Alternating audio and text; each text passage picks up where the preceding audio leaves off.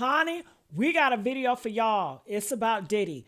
Everybody is talking about his release date has been moved, and a lot of people are not here for it. A lot of people are here for it. But what do you guys think? What does it mean if Diddy release date is moved? You know, we always say what this Diddy situation is political, is more than meets the eye. So what does it mean in the bigger scheme of things? Some people thought he was going to die in there. But I got this video and it's telling us a lot of stuff what's going on. So I want you guys to watch it. Make sure you guys like, share, and subscribe. And check this video out, y'all. Let's react to it. Sean Diddy Combs is in deep, deep trouble. While his old allegations were bad enough, his defense attorney has now come out and revealed a new lawsuit that has been filed against him. And this one might be one of the most disturbing allegations yet. And I would like to just let you know that everything was not consensual, sir. Please don't say that. It was not consensual. Even Diddy admitted. This is the defense team, ma'am. Let's answer the question. Yes, but he did allegedly. All right, Queen. All right, Queen. We are planning to appeal. Man, I want to hear them, bro. We are planning to appeal. We think we have strong bases to appeal. Diddy is now facing another lawsuit, this time involving claims that he allegedly assaulted a minor. According to the lawsuit, the accuser is an unidentified former child actor who claims the incident happened during a networking event back in 2007. According to court documents filed in California, the former child actor claims Diddy invited him into a private room during the event to discuss potential career opportunities. The lawsuit alleges that Diddy spoke with him about projects that were supposedly in development and offered him a drink. New lawsuit filed in the state of California. The former child actor claims Combs guided him into a back room during that networking event to speak to him privately about some potential opportunities, including a project Combs was producing. According to the lawsuit, after beginning to feel the effects of the drink offered to him by Combs, the minor said Combs began to touch him despite telling him that he didn't feel comfortable, adding, Combs pulled down his pants and began to touch his genitalia while Combs was touching himself. Diddy's representatives wasted no time responding to the allegations. A spokesperson issued a statement saying that the accuser was simply the latest in a long line of people allegedly trying to profit from Diddy's legal troubles. The statement also insisted that Diddy has never assaulted anyone and specifically denied the allegations involving a child. This latest lawsuit arrives only months after Diddy's 8-week trial came to an end.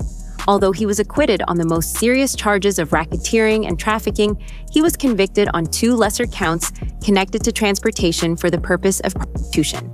Now, while Diddy remains behind bars, another controversy has everyone talking because his prison sentence has reportedly been reduced more than once. Criminal defense attorney Adam Conta, who was with us live from the federal courthouse for many, many weeks as that trial went on and for the verdict and understanding everything that was happening. But Adam, thank you so much for joining us. And what do you make of this latest change? Because how do you get in trouble and then it gets shortened? Yeah, no, I think it's just 2 very separate issues that are easy to put together because it's sort of happening close in time. I think they're completely unrelated, though. I think he got into an incident that actually landed him in solitary confinement, which is obviously the most restrictive, the most harsh form of imprisonment that we have in our society. And then right after that, it comes out that his sentence has been reduced and reduced again. But I think that there's a very simple answer for this. One is that defendants get good time on their sentences. And so sometimes sentences just get reduced for general good credit, essentially. But this is more specific. He, as part of this whole case, he said during a sentencing, that he let sort of drugs and alcohol and excess get in the way of his life. And so he sort of established with like the ketamine and the MDMA, that drugs were at least part of what was going on here. And so when he got to Fort Dix, the prison he's in New Jersey, the federal prison he's in, he entered into what's called RDEP, a residential drug abuse program. It's offered to many defendants in situations like this. And if you complete that program, you can get up to a year taken off your sentence. And so that hasn't necessarily been reported as what's definitely happening, but I really, really would be surprised if it's anything other than those 2 things. Because of Diddy's celebrity status, some people also believe he could easily become a target inside prison. There is still very little public information about what happened, who started the incident, or whether Diddy was acting in self-defense. Conta explained that if the altercation is viewed as an isolated incident, prison officials could still determine that Diddy has otherwise complied with the expectations of the program. What the situation was with that. I mean, the reality is he's a very famous inmate. That makes him a target for a lot of other inmates. And we don't know if he was provoked, if the other person was the main target.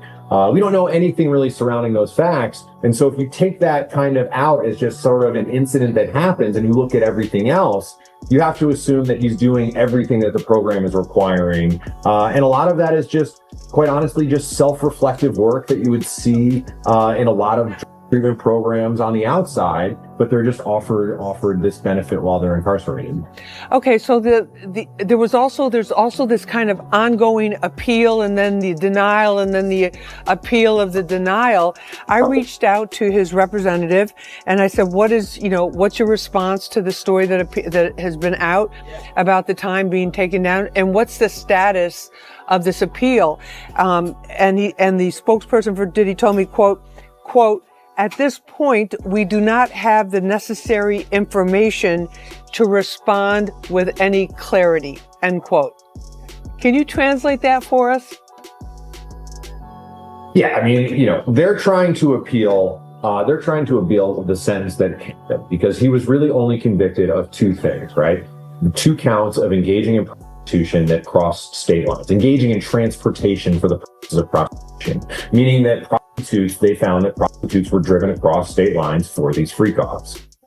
The main point of the appeal is that the defense team says that the judge, in sentencing him to 50 months, which is a high sentence for those 2 charges, that sentencing him to those 50 months, the judge relied on these claims that these workers were forced, coerced, and really did all these things against their will.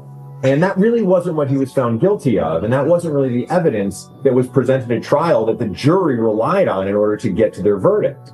And so, the judge is essentially saying, listen, I'm allowed to rely on relevant conduct. Even if he was acquitted, I can rely on relevant conduct to take that into consideration when I sentence. And so the judge is essentially saying, I think he did bad things, and even if he wasn't convicted of them, I can still take that into consideration when I'm sentencing someone for these crimes. Following the most recent sentence reduction, Diddy's projected release date is reportedly January 24th, 2028. With approximately 18 months remaining, the legal process itself may move too slowly to produce any meaningful change before he is already out of prison. Conta even suggested that the appeals could ultimately become less about reducing the amount of time Diddy spends behind bars and more about restoring his reputation. His release date now, after the latest reduction, is scheduled for January 24th of 2028. So we're talking about 18 months. Right. The legal system just doesn't work that fast to begin with. Yeah, exactly. So ultimately, what he would be doing is try to sort of do an appeal to clear his name and reputation more than functionally reducing his sentence, I think. Right. Exactly. And anything we should be watching for in this, or do you think it's just gonna play out, or maybe they'll time out the clock on it? The feds, the court. Well, I think we're going to keep beating the same drum because it's the one that the public will certainly resonate with. If nothing else, I mean, listen, Diddy has surrounded himself with very smart people. He's got really smart attorneys. He also has really, really savvy media. And maybe the goal isn't the goal here. You know what I mean? Like, maybe the goal here isn't to actually get him out early, but it's to keep saying in public he's being punished for crimes he was acquitted of. Right. That's how you build a comeback story. That's how you build an underdog. That's how you get the public maybe back on your side.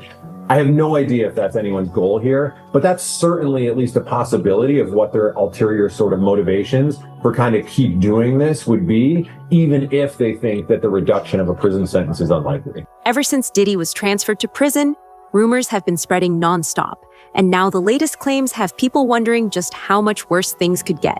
According to reports and speculation circulating online, people are claiming that Diddy's condition behind bars has deteriorated dramatically. There have been rumors about attacks, solitary confinement, and even Diddy contracting HIV. Then came another explosive rumor. People began claiming that Diddy had been attacked in prison and was being targeted by other inmates. Some even went so far as to say that he was being manipulated and exploited behind bars.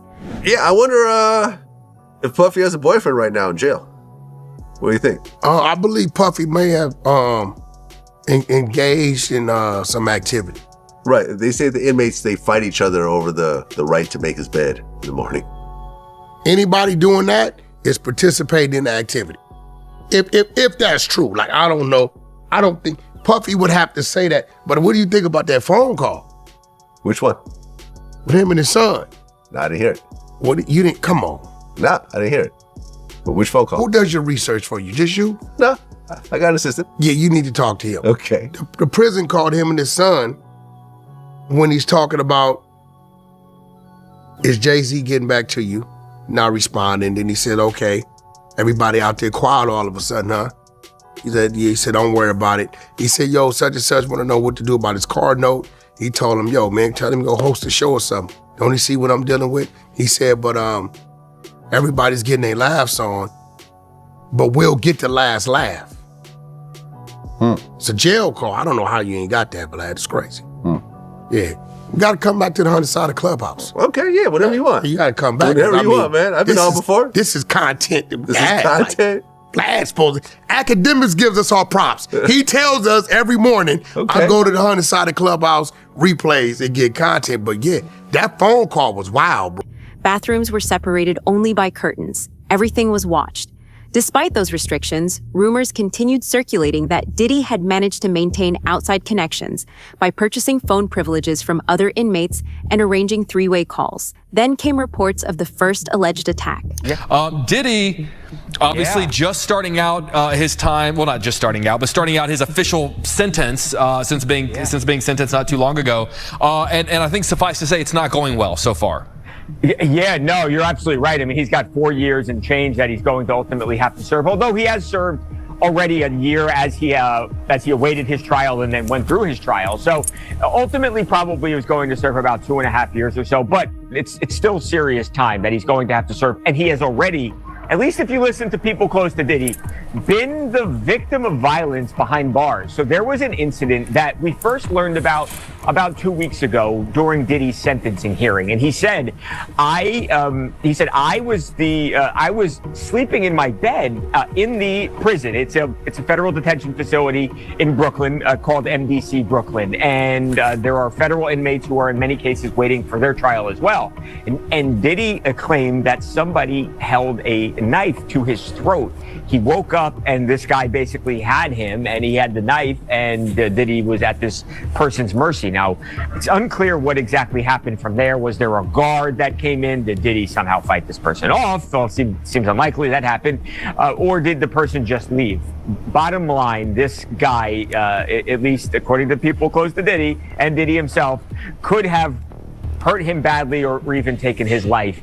And I think that was something they wanted known during the hearing because they wanted the judge to take some pity on Diddy. It probably didn't help ultimately because he does get the 4+ year sentence. But again, this just is something that is the reality of life for Diddy right now. It's a guy who's worth hundreds of millions of dollars who is now living in a prison cell and will be at least, again, for the next 2.5 years or so. So, Michael, obviously it was kind of like an intimidation tactic, right? It didn't seem like they were actually trying to hurt them. One of Diddy's friends, and that's why the story is kind of has gotten a little bit more attention now today, because one of Diddy's friends has come out and spoken about it as well.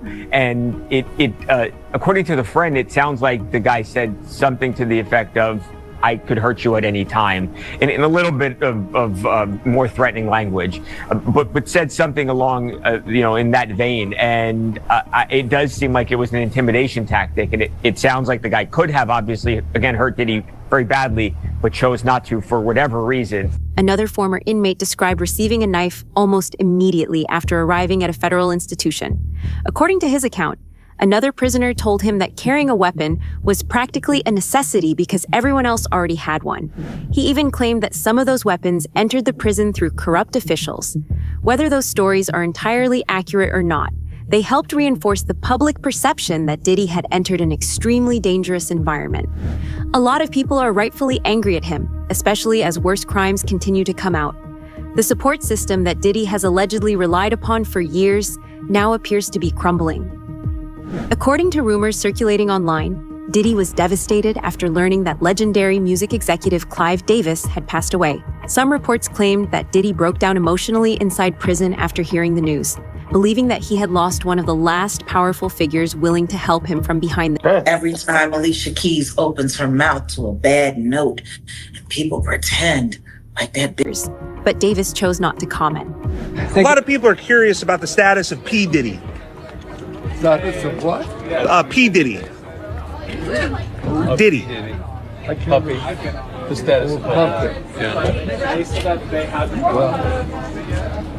What do you make of that situation? All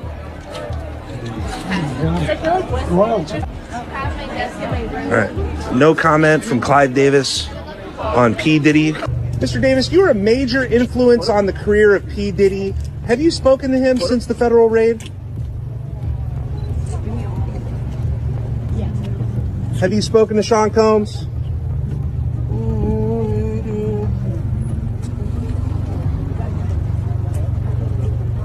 Any comment, Mr. Davis?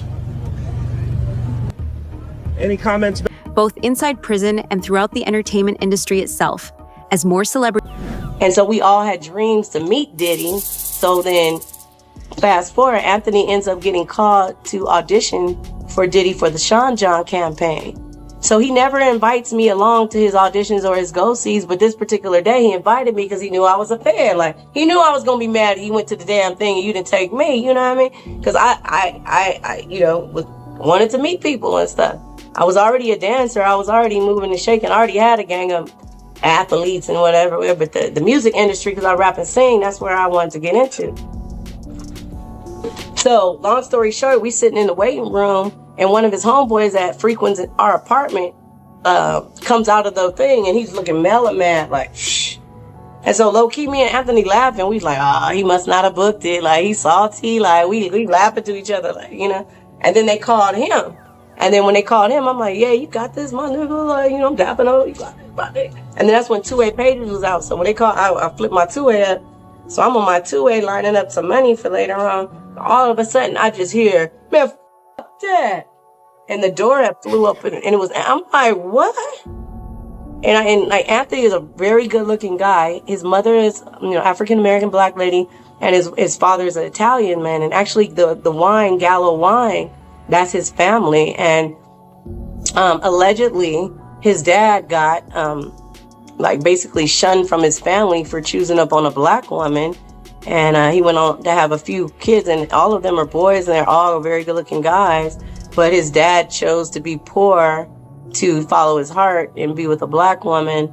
And so allegedly, his dad still to this day rides a bike in Northern California. He's from Northern California. He had moved down to LA. And so even though he was a good-looking guy mixed with black and Italian, he wasn't no punk. Like, it wasn't no gay in him. It wasn't no, bitch in him. Like, he was like a thug, but he a pretty boy. So, like, I guess they underestimated him, thinking that because he was so good-looking that he go that way. So he was more than offended. He was on some gangster shit. Like, he got me fucked up. So when we were in the elevator, I was like, man, what happened? He was like, man, he gave me that look like, man, shut the f-. And I was like, all right, because it was people in the elevator. So I was like, all right. So when we got, out the elevator, I'm like, what's up? I'm like, why are you tripping? He was like, man, he asked me to suck his dick. I said, who asked you to suck his dick? He said, Puffy. We was calling Puffy back then, Puff. Well, I said, no, he didn't. And it broke my heart, broke her arm. And I was like, nah. And he was like, he asked me to suck his dick. I was like, oh. I was like, well, then I see why, you know what I mean? For sure, like, it's a wrap. According to her account, she was encouraged to spend additional time socializing with guests and was expected to be available for activities that extended beyond her original responsibilities. When questioned about what she meant, English alleged that she was introduced to various guests and directed toward private areas of the property. She also described situations that she characterized as assaults. Jaguar Wright also brought up a recent interview she did with longtime radio personality Jonesy, who hosts a YouTube show called The Pink Champs. Her show, she got a show on YouTube called The Pink Champs, and she does her morning show on Instagram, Jonesy in the Morning, and she's been in radio for a long time, but I remember her back when she first got signed as Miss Jones, as an artist, and her and I had an interesting connection. It was really cool to sit down and do that interview with her. We sat and talked for like 2.5 hours. And earlier this week,